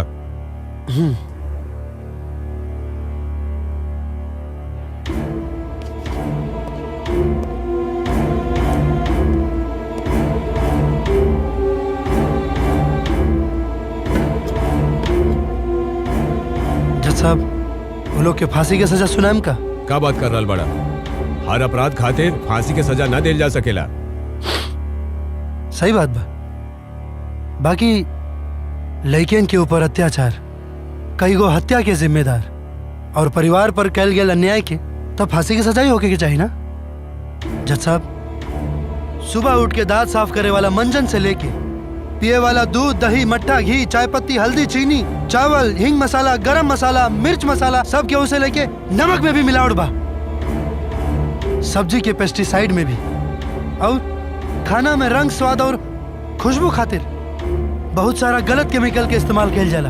और इतने ना, बल्कि अगर हमें मिलावटी सामान की अगर हम लिस्ट बताओ शुरू करी ना तो आज का पूरा दिन और पूरी रात बीत जाए, लेकिन ये लिस्ट खत्म ना हुई। अब रहुए बताई कि एगो आम आदमी कैसे जिंदा रही, और एकरे वजह से लोग बीमार हो रहे बाड़े, और एगो दुगो बीमारी ना बल्कि कैंसर, डायबिटीज, किडनी फेल और लकवा जैसन भयंकर बीमारी से लोग मर रहल बा। एकनी के मिलावटी सामान खैला के वजह से लोगन के शरीर में जहर बन के दौड़ रहल बा। जज साहब, कई साल पहले हमनी के पुरखन के उम्र 100, 120, 140 और 150 साल रहे, लेकिन जैसे जैसे समय बीतत जा रहल बा, पीढ़ी दर पीढ़ी लोगन के उम्र कम हो जा रहल बा।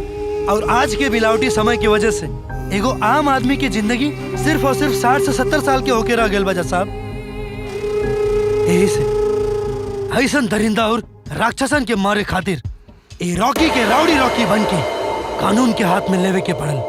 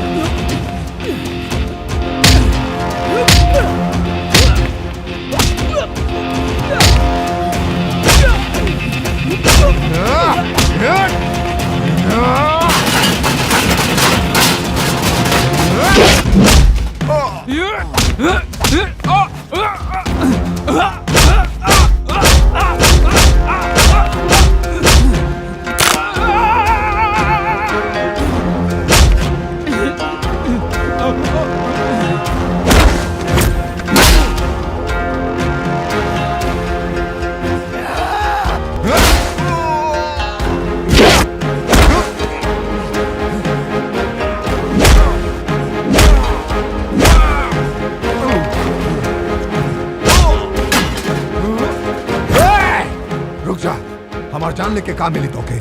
कितना धंधा हुआ चाहिए तोके? बोल। थू, अगर धन दौलत के लालच में आज तोरा के छोड़ देने तो कलयुग में मिलावट की धंधा कैला से इंसानियत के चरित्र खत्म हो जाई।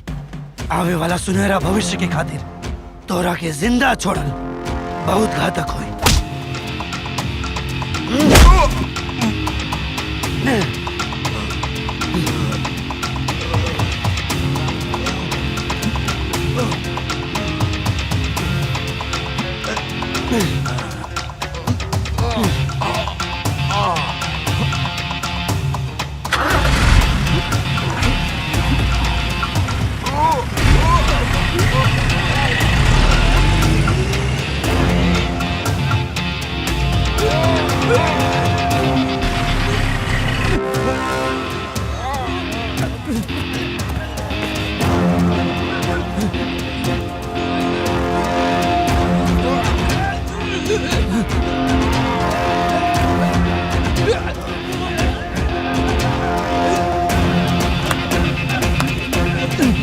जज साहब, समाज के धीरे धीरे जहर देवे वालन के उनकर सही सजा दे के आ रहल बानी।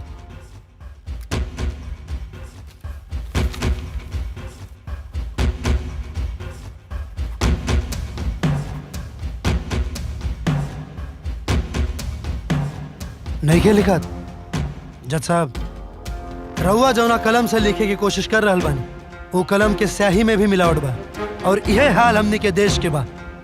अब रउए के फैसला करे के बा कि का सही बा और का गलत।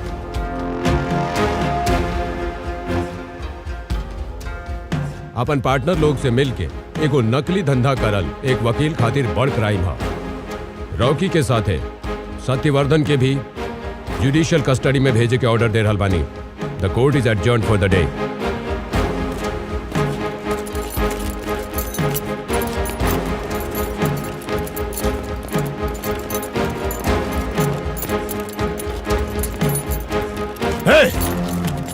तोरा का लगा था 6 साल के सजा भइल बा खाली। हम चुपचाप बैठल रहब ना, हम प्लान पे प्लान करत रहब और मिलावट के धंधा हम 6 साल बाद फिर से चालू करब। बॉस कबो ना मरे। देख ले तोरा का हम निकल के, देख ले, याद रखिए, देख ले तोरा का हम।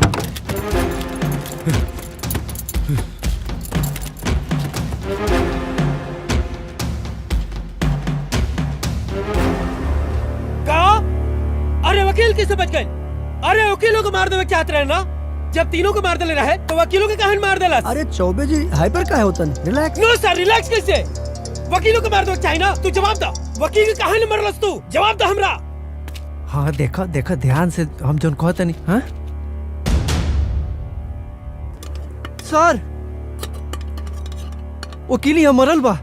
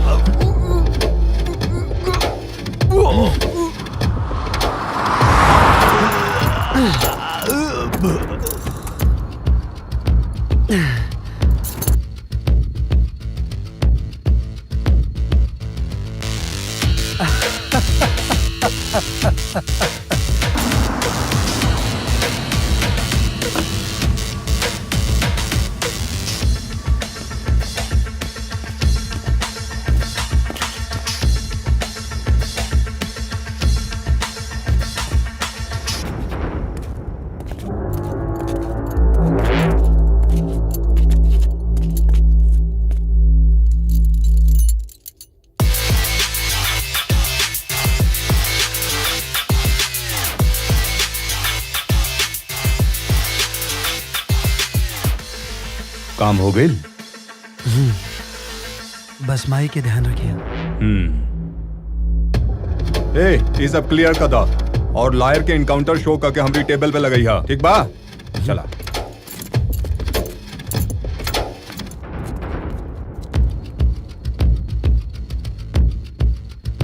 युद्ध के शुरू करे वाला विजेता ना होला, बल्कि युद्ध के खत्म करे वाला विजेता होला।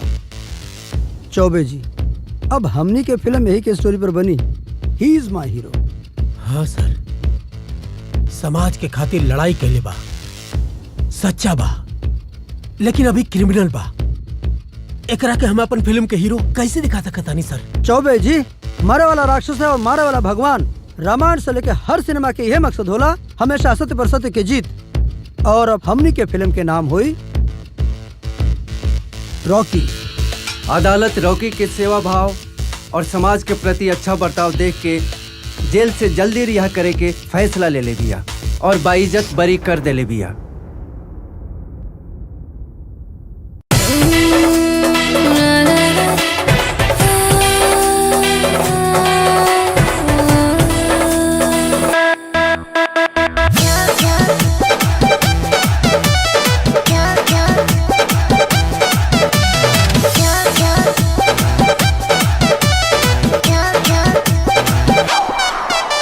मेहनत से हम तो बनैले बनी आपन जवानी, पहिला उठानी बा ए राजा जानी कलमन मानी।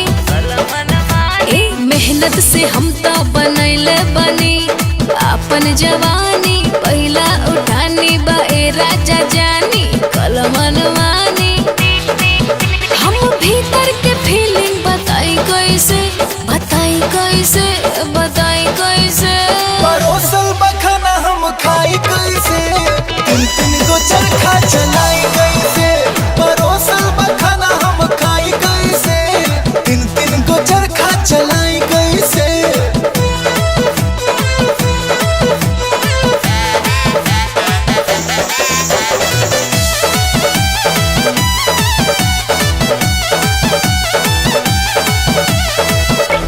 छनेला मोहन राजा, जरता बदन राजा, के करस कहीं परेशानी के। बहिया में घाला अपना रानी के कर करी मन पूरा हो, अकबना के राखी अधूरा हो। सभे त साथे अकुटाइल बा, अजात के बना दिया जे चूरा हो। अपन किया जवानी के बुताई कैसे, बुताई कैसे, बुताई कैसे। परोसा मखाना हम खाई कैसे, तीन तीन गो चरखा चलाई कैसे। परोसा मखाना हम खाई कैसे, तीन तीन गो चरखा चलाई कैसे।